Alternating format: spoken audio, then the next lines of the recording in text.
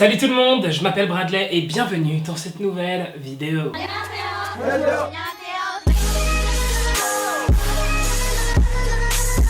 Mes wallers, mes walleuses, comment allez-vous? En tout cas moi, tout va pour le mieux. Aujourd'hui on parle de Blackpink avec 3 petites facts qui vont fortement vous intéresser. Comme d'habitude, n'oublie pas de t'abonner à la chaîne, d'activer la cloche pour recevoir des notifications et le petit pouce bleu, ça me fait toujours énormément plaisir. Et voilà, on est parti. Les Blackpink ont dû affronter les paparazzi de Hollywood Fix. Donc en avril, les Blackpink sont allés tout simplement dîner dans un restaurant à Los Angeles, rien de plus banal. Et c'est là que des paparazzi ont débarqué. Clairement, je pense que les Blackpink ne s'attendaient pas du tout à tomber sur eux. Lorsqu'elles ont quitté le restaurant, le mec leur a carrément demandé si elles aiment BTS. You guys like BTS? Elles n'ont pas répondu. À leur tête, on peut comprendre que les paparazzi les ont fatiguées. D'ailleurs, il y a qu'à voir la miniature de la vidéo d'Hollywood Fix pour comprendre qu'elles n'avaient pas l'air très heureuses. Les fans américains se sont empressés de les encourager sur Twitter tout en leur expliquant que à Los Angeles, les paparazzi c'est genre très courant. Il y en a beaucoup quoi. Message à toutes les personnes qui veulent percer dans n'importe quel domaine que ce soit, dans la musique, sur YouTube,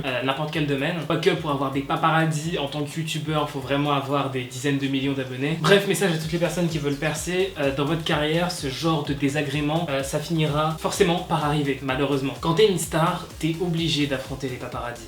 C'est triste. Quand on pense aux stars de K-pop, on peut penser au luxe, à l'argent et surtout aux vêtements de luxe. Dans les MV, des outfits de luxe, on en voit beaucoup par exemple. Et les grandes stars de K-pop peuvent carrément s'acheter ce qu'elles veulent en matière de haute couture de luxe. D'ailleurs, dans l'une de mes dernières vidéos, j'avais parlé d'un achat commun de luxe qu'avaient fait 2 membres de Blackpink. Mais bon, s'acheter du luxe, ça veut pas dire bien s'habiller. Et Jennie l'a carrément bien prouvé en prenant la chose à l'envers. Jennie a été vue avec des tenues beaucoup plus classiques qu'on pourrait s'y attendre et ça a bien fait parler sur les réseaux. D'ailleurs, ça m'a un peu étonné que ça choque autant de monde. En gros, on a pu voir Jennie avec des vêtements peu chers. Et puisque dans la tête des gens, être riche veut dire s'acheter forcément des tenues chères, voir Jennie avec des tenues pas chères, ça a choqué les gens. Donc par exemple, on a pu la voir avec cette robe à 30$, ou même ce crop top à 12$ de chez Forever 21, qui est une marque qu'on connaît bien. On a aussi pu la voir avec ce haut à 19$, ou même ce haut de chez H&M à 18$. Tout ça, ça veut dire une chose, ça veut dire que Jennie, elle a tout simplement compris ce que ça veut dire de s'habiller. Elle porte ce qu'elle veut. Voilà, c'est ça la règle. C'est tu portes ce que tu veux. Si tu veux porter du Chanel, et que t'as les moyens d'acheter du Chanel, tu portes du Chanel. Et si tu veux porter du H&M, tu portes du H&M. Elle se colle aucune étiquette et c'est un peu la meilleure chose à faire. Si vous venez d'acheter un outfit de malade mental et que vous voulez vous ramener à l'école avec, faites-le. Ne vous prenez pas la tête sur ouais, les gens ils vont parler, ils vont pas parler. Si vous avez les moyens d'acheter du luxe, du Chanel, du Balenciaga, du Gucci, achetez. Genre personne n'a le droit de vous juger. Si votre délire c'est de vous habiller en fripe, faites-le, continuez de le faire. D'ailleurs c'est très très bien de faire ça. Bref, pas d'étiquette, tout le monde s'habille comme il le souhaite. Croyez-moi, j'ai connu un influenceur qui est devenu très connu très vite, qui au final ne passait son temps qu'à s'acheter des outfits de luxe. Ça se voyait qu'il voulait se donner un genre tout simplement. Donc la meilleure chose à faire, c'est de porter ce qu'on veut. Passons à la fact que vous avez pu voir dans le titre de la vidéo. Les photos de l'album de Blackpink ont fait un énorme scandale. Le 23 avril, l'agence de Blackpink, YG Entertainment,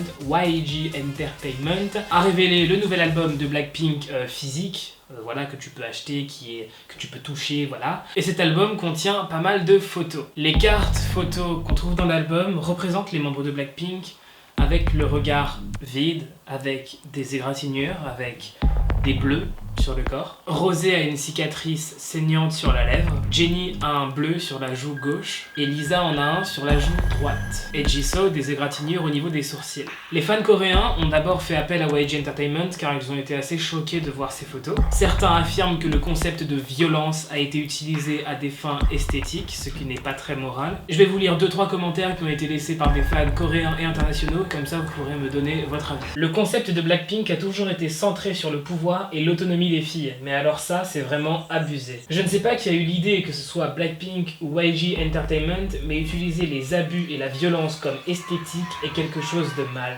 Je suis mal à l'aise de savoir que ce sont des photos que les gens vont collectionner. Je pense que Blackpink n'a aucun contrôle sur ça et c'est triste. Et des commentaires comme ça, je pourrais vous en lire encore plein. Quel est votre avis sur ça? Est-ce que ces photos vous choquent? Je vous laisse me dire tout ça en commentaire. Merci d'avoir regardé cette vidéo encore une fois, voilà, ça me fait super plaisir de l'avoir tournée. J'ai été inactif pendant 2 semaines et demie, un truc comme ça. J'ai fait beaucoup de vidéos le mois dernier, j'en ai fait 9, donc j'étais un peu fatigué, donc j'avais envie de ralentir un petit peu en ce début de mois de mai. Merci d'être mes whalers et mes whaleuses, vous êtes les meilleurs, vraiment. Et on se dit à très vite pour une nouvelle vidéo. Bye, trop de love entre nous.